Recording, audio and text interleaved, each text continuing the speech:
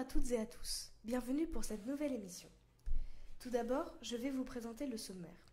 En premier, la présentation des membres, puis l'utilité des chéquiers collégiens.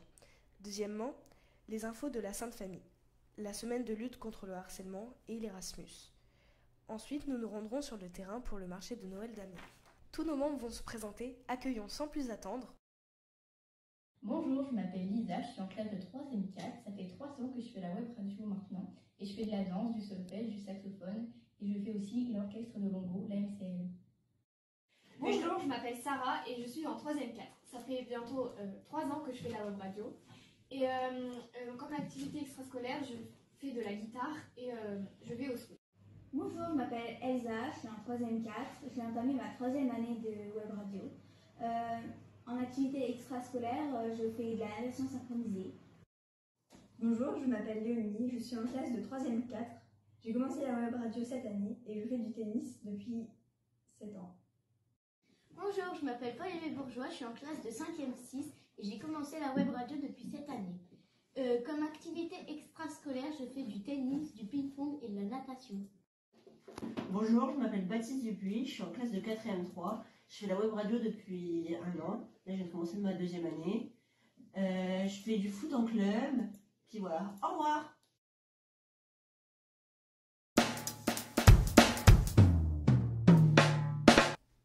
Maintenant, Baptiste et Camille Sueur vont vous présenter les chéquiers collégiens et leur utilité. C'est à vous. Les chéquiers collégiens, c'est 80 € divisés en 3 parties.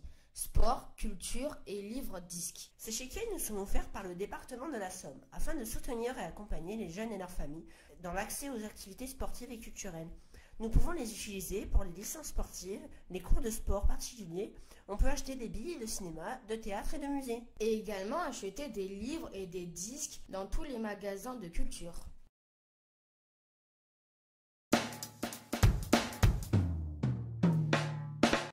Merci pour vos explications, j'ai hâte de les utiliser.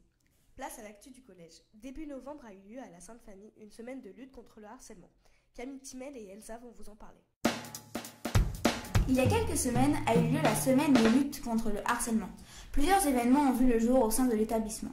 Pour commencer, tous les collégiens devaient porter des chaussettes dépareillées pour symboliser les différences et grandir ensemble. Des badges non au harcèlement ont été vendus toute la semaine pendant la récré du matin. Dans le même esprit, un tableau a été mis à disposition dans le hall pour donner des messages d'encouragement à ceux qui subissent au quotidien ces violences et pour les convaincre à en parler à une personne de confiance. Chacun y pouvait ajouter son petit mot. Puis, le mercredi pour les 6e 5e et le vendredi pour les 4e 3e, les élèves sont allés voir au cinéma Wonder, un jeune garçon au visage déformé par les opérations qui se fait harceler par ses camarades. C'est un film plein d'émotions qui illustre parfaitement la dureté du harcèlement. Pour finir, le collège et le lycée se sont rassemblés sur le stade pour une photo géante formant les lettres NaH, non au harcèlement. Nous tenons à vous donner un message de prévention pour ce sujet qui n'est pas de la rigolade. Si tu te fais harceler ou que tu connais quelqu'un dans cette situation, parlez-en à une personne de confiance, professeur, ami, parent. Tu peux aussi appeler le 3018 pour faire appel à des spécialistes.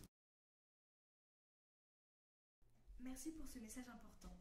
Ensuite, Lisa et Léonie arrivent dans un instant pour vous parler du pôle langue, sa place à la Sainte Famille. C'est à vous. Bonjour à toutes et à tous, nous nous retrouvons pour interviewer Madame Holler qui va nous parler du pôle langue. Bonne écoute. Bonjour à tous et à toutes. Le pôle langue, c'est un pôle qui rassemble toutes les langues de l'établissement, donc anglais, espagnol, italien, allemand, chinois et russe. Ce sont toutes les langues pratiquées dans l'établissement et enseignées par les 27 collègues de langue. Y a-t-il des voyages de proposer avec le pôle langue? Oui, alors ce ne sont pas forcément que des voyages. Il y a des séjours, des mobilités linguistiques et puis après des voyages évidemment plus précis sur des thèmes, par exemple comme le marché de Noël à Aix-la-Chapelle avec les 6e, 5e qui font allemand. Il existe aussi d'autres séjours et mobilités Erasmus. Nous pouvons par exemple parler du séjour en Arizona qui va inviter les 3e et les secondes à aller visiter la région de l'Arizona, le séjour à New York pareil pour les élèves de 4e. Mais il y a aussi des séjours un petit peu plus proches de chez nous, en Espagne par exemple, pour les élèves de 4e et 3e qui cette année vont aller vivre les Jeux Olympiques à Barcelone en espagnol. Mais il y a aussi un échange avec Hagen, par exemple avec Madame Rulance et Monsieur Clairbois. Échange qui a déjà eu lieu puisque nous recevrons à notre tour les élèves allemands au mois de mars. Qu'est-ce que cela apporte aux élèves? Donc, les apports lors de ces séjours courts ou un petit peu plus longs, qui vont d'une journée à 15 jours selon la destination, ce sont des apports qui sont linguistiques, mais aussi des apports socio-culturels. Depuis quand cela a commencé et qui l'a créé? Alors, cela a vraiment commencé en 2017. C'est Monsieur Coiral, notre directeur d'établissement, qui a souhaité de faire des langues un vecteur important de notre établissement. C'est pour ça que de l'école primaire à la terminale, tous les élèves peuvent passer par le pôle langue pour toutes sortes de projets. Ça peut être un projet tout simplement dans l'établissement. Je pense au concours de langue, par exemple Big Challenge ou Campeonato.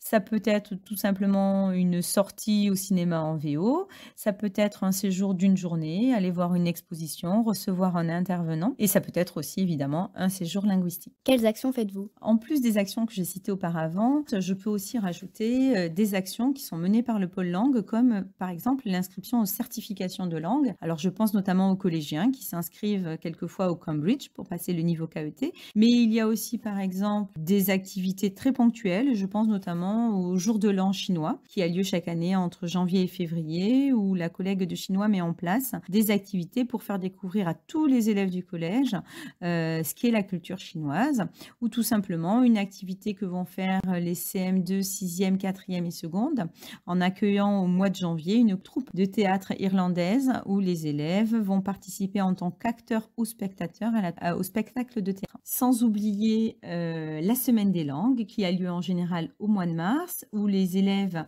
ont plusieurs activités. Une des premières activités phares, c'est les repas en langue étrangère lors de la semaine des langues, mais il y a aussi les débats citoyens. Cette année, le thème des débats citoyens sera le développement durable et l'écologie. Merci. Bonne journée. Et pour finir, afin de rentrer dans l'ambiance de Noël, Paul Aimé et Sarah vont vous présenter le marché de Noël d'Amiens. Et oui, Erin, il y a quelques semaines, le marché de Noël d'Amiens a ouvert ses portes pour sa 27e édition.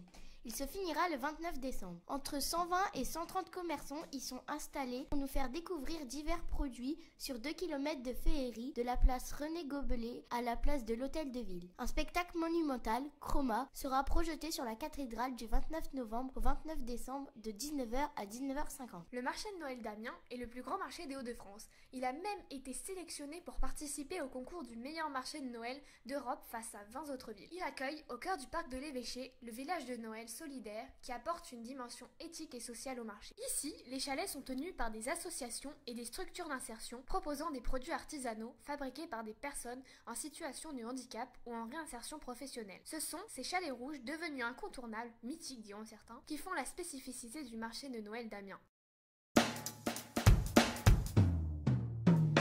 Merci d'avoir écouté. On se retrouve très vite pour une nouvelle émission.